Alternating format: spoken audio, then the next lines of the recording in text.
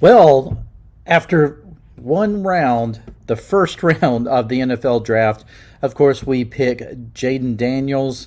But overall, what did we think about the first round of the 2024 NFL draft? We're going to talk about that in this podcast today.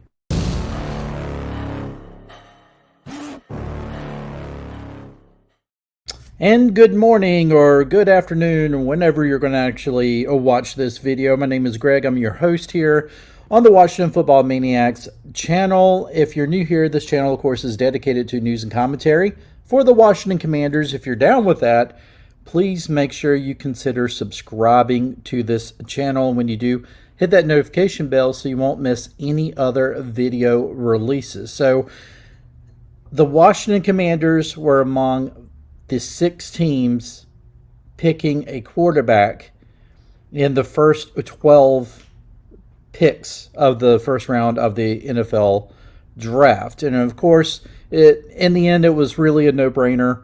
The Washington Commanders picked Jayden Daniels, number 2 overall, and a lot of excitement in D.C. We feel like we've finally gotten our franchise quarterback.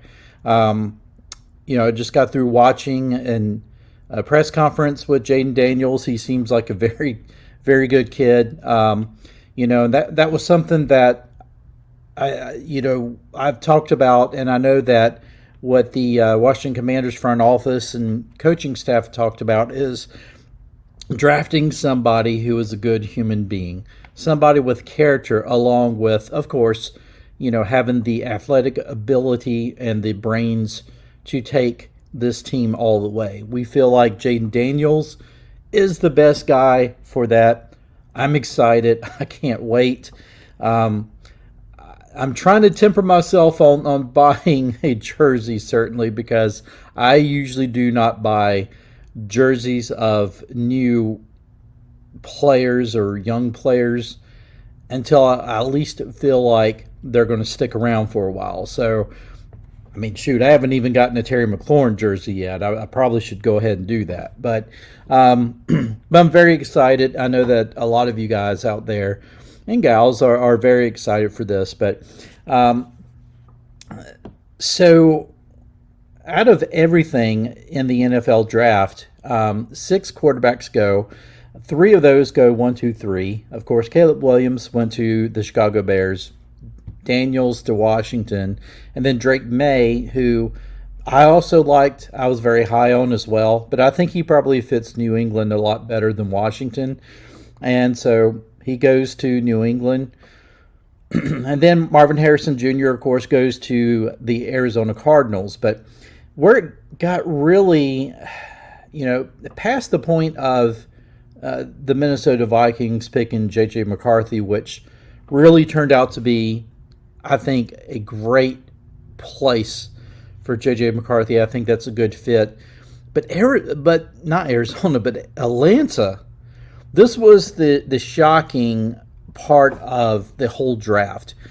And that was Atlanta picking Michael Penix Jr. to be their quarterback. And honestly, I was shocked. I know, Brandon and I were live last night, and both of us could not believe it.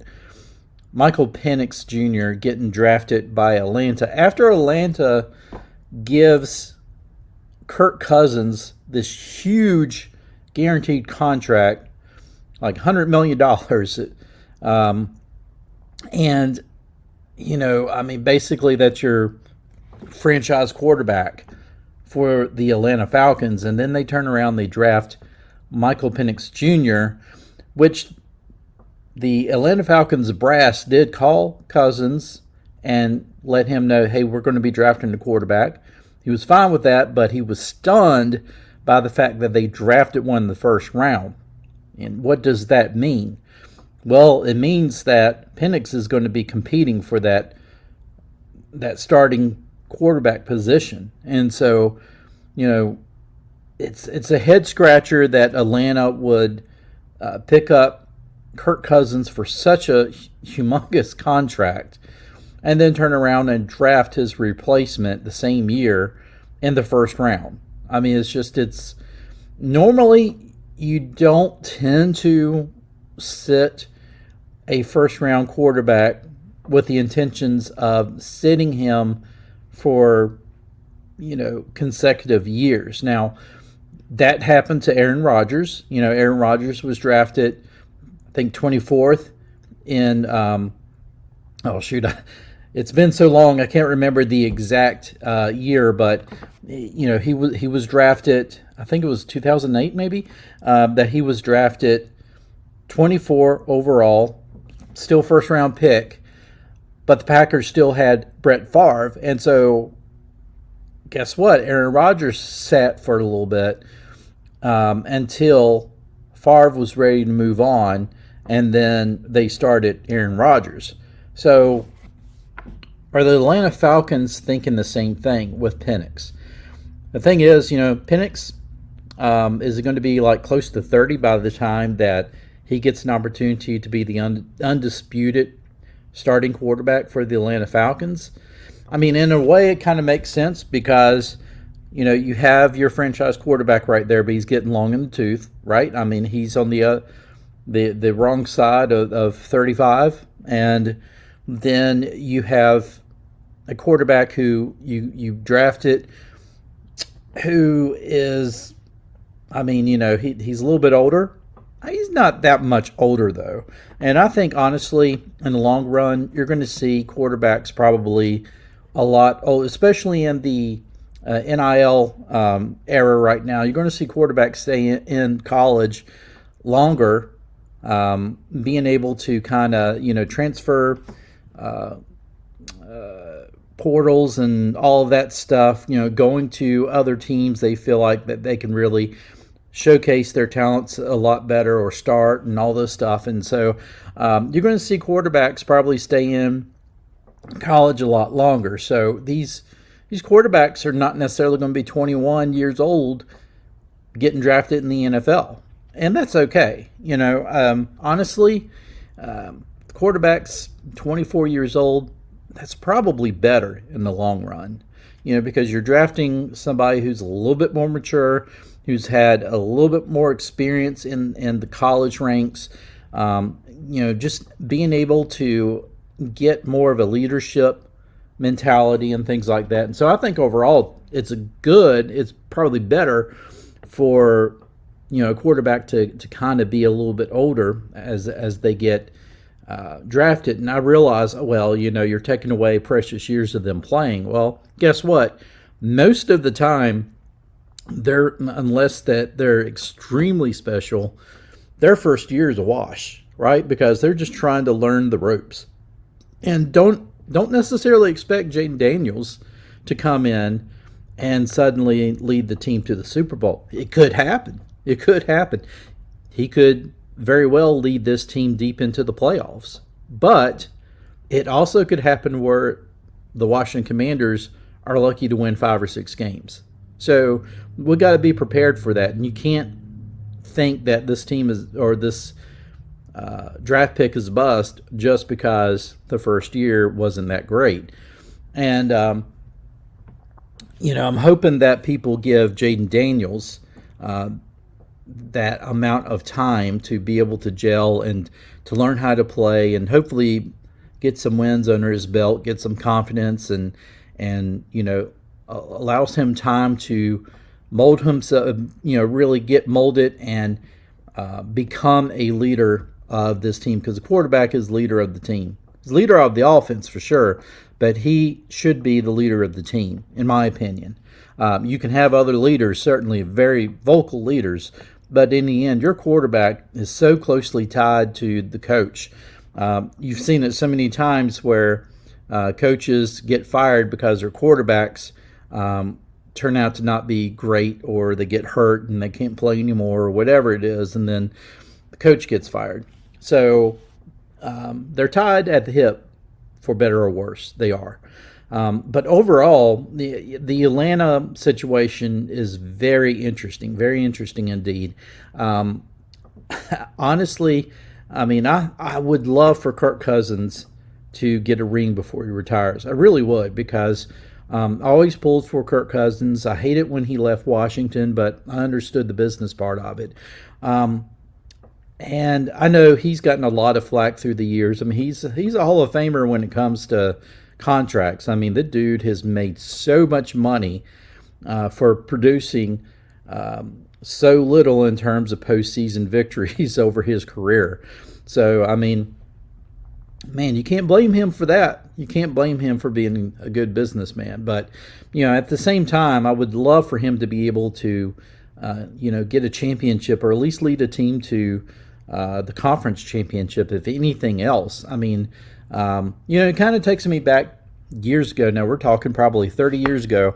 Andre Agassi, in tennis. I know you're like, why are we talking tennis? Well, just go with me on this. Andre Agassi, he was the flashy tennis player who really, honestly, he was more known for his looks and just being a rebel and being more of the Hollywood type of tennis player rather than his tennis itself.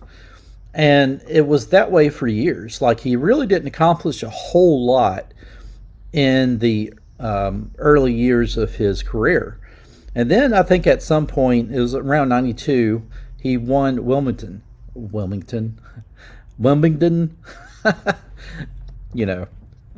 So, but he won his first Grand Slam. And I think from there he realized, what, this feels good, being a winner, being a champion.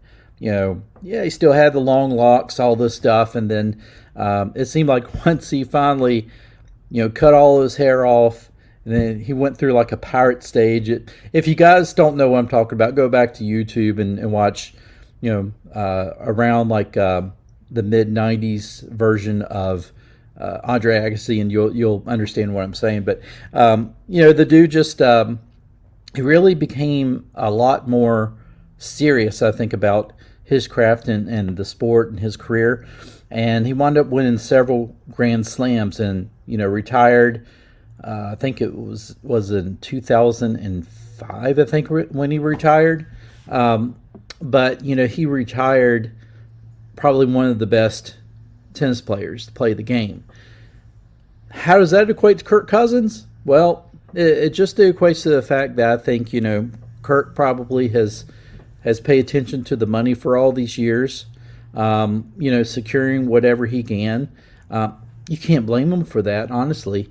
But I think at this point now, he's got to understand that he doesn't have very many seasons left. And so knowing this, you need to be able to come out and perform. I think the other thing, too, is the fact that the reason why the Falcons drafted Michael Penix, well, how is Kirk Cousins going to be after that Achilles injury? Some people, it takes a while for them to really be able to bounce back from an injury like that. Not quite as bad probably as, ACL tear, but, Achilles will put you out for quite a while. And so there could be some injury concerns at that point, especially, the older you get, the longer it takes for you to heal. And so how's Cousins going to be? What type of effectiveness is Cousins going to have after that injury? Again, I think, honestly, if Cousins had not gotten such a huge contract with the Falcons, if it was really more one of the... If it was kind of like, hey, I'm just going to get a contract for like a year or two, decent money, but nothing like spectacular, just to prove that I can come back from this injury, then I think drafting Michael Penix Jr. definitely made a lot of sense. But with that huge contract, it really makes you wonder, was this really, was this the best move?